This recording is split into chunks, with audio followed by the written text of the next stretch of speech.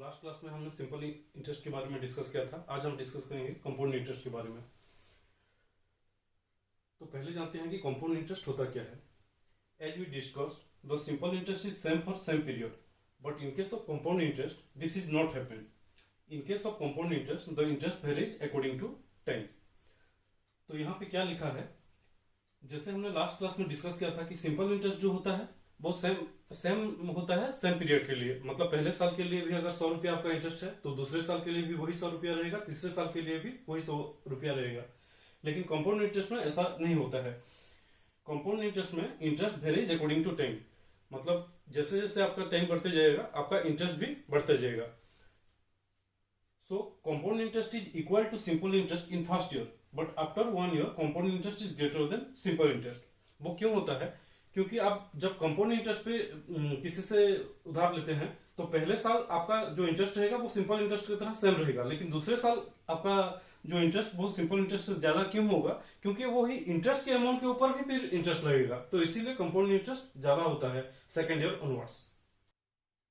तो compound interest का problem solve करने से पहले हमें कंपाउंड इंटरेस्ट का फॉर्मूला जानना होगा।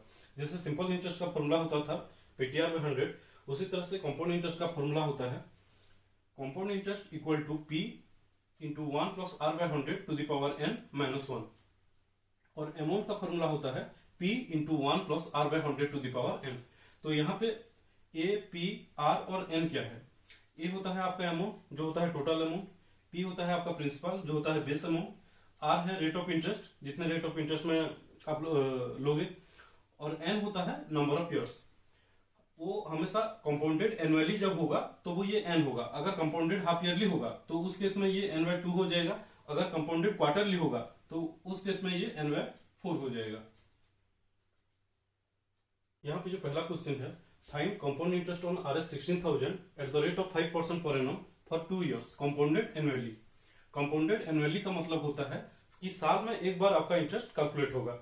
अगर कंपाउंडेड हाफ ईयरली होता तो साल में 2 बार होता, कंपाउंडेड क्वार्टरली होता तो साल में 3 बार होता। तो पहले हमें देखना होगा कि डाटा गिवन क्या क्या है। Rs 16,000, सो प्रिंसिपल हो गया आपका 16,000, उसके बाद रेट ऑफ इंटरेस्ट है 5%, तो R हो गया आपका 5%, और नंबर ऑफ ईयर्स N हो गया आपका 2 इयर्स। तो हमें क्या पूछा है? कंपाउंड इंटरेस्ट फाइंड करने को बोला है। तो कंपाउंड इंटरेस्ट का फॉर्मूला क्या है? Compound interest equal to P into 1 plus R by 100 to the power n minus 1। ये आपका कंपाउंड इंटरेस्ट का फॉर्मूला है। लेकिन यहाँ पे अगर इस फॉर्मूला में हम इसको सॉल्व करेंगे तो ये ज्यादा टाइम लेगा। तो इसके लिए ट्रिक क्या है?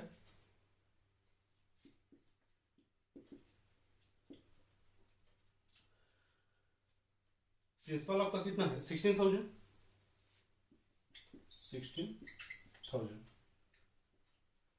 पहले साल के लिए फर्स्ट ईयर आपका रेट ऑफ इंटरेस्ट कितना है? 5%। तो 16,000 का 5% कितना हो जाएगा? 16,000 का 10% हो जाएगा आपका 1600, तो 5% हो जाएगा 800। ये हो गया आपका फर्स्ट ईयर के लिए। अगेन 16,000 सेकेंड ईयर के लिए इंटरेस्ट कितना होगा? सेकेंड ईयर वही 5% रहेगा। तो सेकेंड ईयर के लिए भी जो आपका पहला वाला इंटरेस्ट है वही रहेगा 800, प्लस इसमें क्या होगा?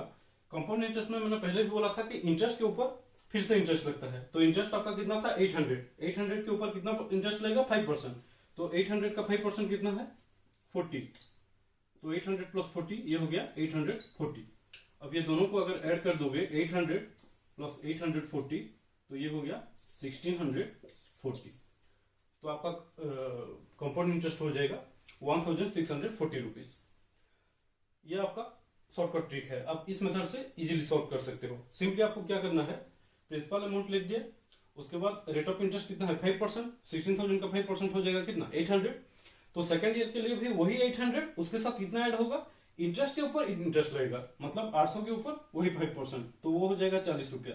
तो 800 प्लस 40 840, उसके बाद दोनों को ऐड कर दोगे, जितना होगा आपका कंपाउंड इंटरेस्ट उतना होगा।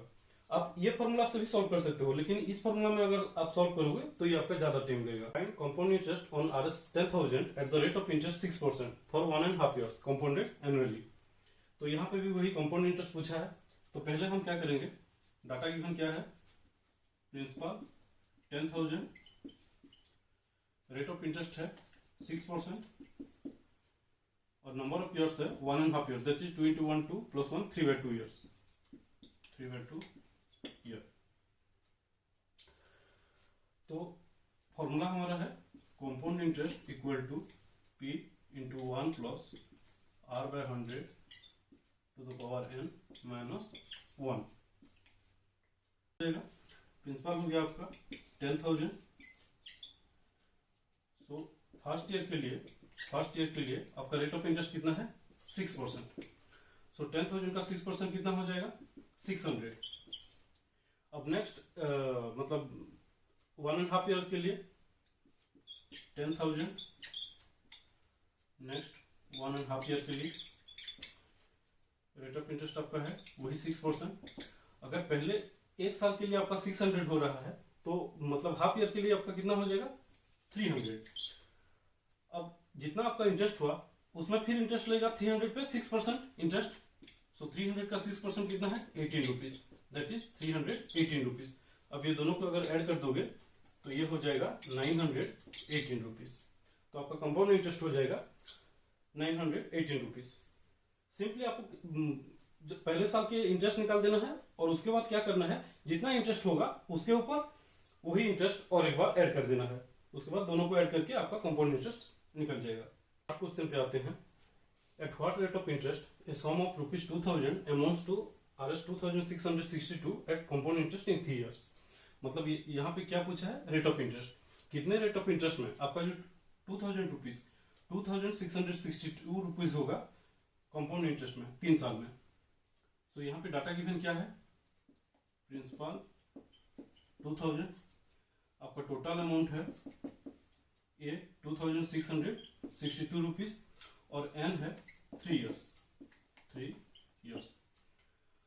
सो कंपाउंड इंटरेस्ट में फॉर्मूला क्या है, A equal to P into 1 plus R/100 to the power n। ये कितना है 2,662 इक्वल टू पी कितना है 2,000 इंटू 1 प्लस R में फाइंड करना है R/100, n कितना है 3 years। तो यहाँ पे अगर 2,000 को मैं इधर ले आऊंगा 2,662 by 2,000 equal to 1 plus R/100 whole cube, that is 100 into 100 plus R, 100 plus R by 100 whole cube. So ये 1,000 into 2 2,000, 1 3 into 2 6, 3 into 2 6 1। सो ये हो गया 1331 by 1,000।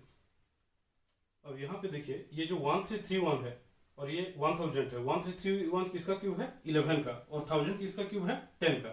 तो इसे हम लिख सकेंगे 11 by 10 whole cube equal to 100 plus R by 100 whole cube, 3 cancel. तो ये हो जाएगा आपका 11 by 10 equal to 100 plus R by 100, 100 plus R by 100। So 0 0 cancel, तो ये हो जाएगा 100 plus R equal to 100 plus R equal to 11 into 10, 110। तो आपका R हो जाएगा 110 माइनस 100, दैट इज 10%। तो रेट ऑफ इंटरेस्ट आपका हो जाएगा 10%। नॉर्मली कंपाउंड इंटरेस्ट में और एक टाइप का क्वेश्चन आता है जहां पे difference between compound interest and simple interest पूछा होता है। तो जब difference between compound interest and simple interest 2 साल के लिए पूछा होगा, वन टाइम इज 2 years, तो उस केस में आपका फॉर्मूला क्या होगा, compound interest minus simple interest equal to P into R/100 whole square. ये आपका सिंपलेस्ट और इजी मेथड है, आप डायरेक्टली इस फॉर्मूला पुट करके फाइंड आउट कर सकते हो। और जब टाइम पीरियड 3 साल के लिए होगा, when time period is 3 years, तो compound interest minus simple interest equal to P into R by 100 whole square, यहां तक सेम रहेगा, इंटू 300 प्लस आर बाय 100। ये फॉर्मूला आपको याद करना होगा। 3 साल के लिए तो P into R by 100 whole square into 300 plus R by 100, और 2 साल के लिए तो simply P into R by 100 whole square. उस फॉर्मूला के रिगार्डिंग कुछ प्रॉब्लम सॉल्व करते हैं। यहाँ पे जो क्वेश्चन पूछा है, if the difference between compound interest and simple interest is ₹1960, that is ₹19.60 for 2 years at certain rate of interest, find the rate of interest. मतलब यहाँ पे क्या पूछा है, अगर difference between compound interest and simple interest ₹19.60 है, कितने पैसे में? 1960 रुपीज में, 2 साल के लिए एक सर्टेन रेट ऑफ इंटरेस्ट में, तो आपका रेट ऑफ इंटरेस्ट कितना होगा? तो डाटा गिवन क्या है, यहाँ पे प्रिंसिपल कितने अमाउंट में है? 1960 रुपीज, और compound interest minus simple interest कितना है? Compound interest minus simple interest is 19.60। कितने साल के लिए? 2 साल के लिए, 2 years। तो आपका रेट ऑफ इंटरेस्ट पूछा है। फॉर्मूला क्या है? Compound interest minus simple interest equal to, मैंने पहले आपको बोला था फॉर्मूला अगर 2 साल के लिए होगा तो ये हो जाएगा P into R by 100 whole square. आपको यहाँ पे देखना है 2 साल के लिए पूछा है या 3 साल के लिए। So compound interest minus simple interest is 19.60 that equal to 1960। R आपको फाइंड करना है 100 square, 19.60 divided by 1960 equal to R square by 100 square हो जाएगा 100 इंटू 100। सो 19.60 में ये हो जाएगा आपका 100 मल्टीप्लाई करने से 1960, 100 cancel. So R square equal to 100, तो आर हो जाएगा आपका square root of 100 that is 10। So आपका रेट ऑफ इंटरेस्ट हो जाएगा 10%। बस आपको फॉर्मूला याद रखना है, compound interest minus simple interest equal to P into R by 100 whole square, और फॉर्मूला पुट करके आप इजीली सॉल्व कर सकते हो। क्वेश्चन पे आते हैं, if the difference between compound interest and simple interest on a certain sum of money is ₹31 for 3 years at 10% interest, find the principal। तो यहाँ पे क्या पूछा है? प्रिंसिपल अमाउंट पूछा है। Difference between compound interest and simple interest कितना है? 31। नंबर ऑफ इयर्स आपका 3 years, और रेट ऑफ इंटरेस्ट है 10%। प्रिंसिपल पूछा है। सो फॉर्मूला क्या है हमारा? Compound interest minus simple interest, कितने साल के लिए? 3 साल के लिए।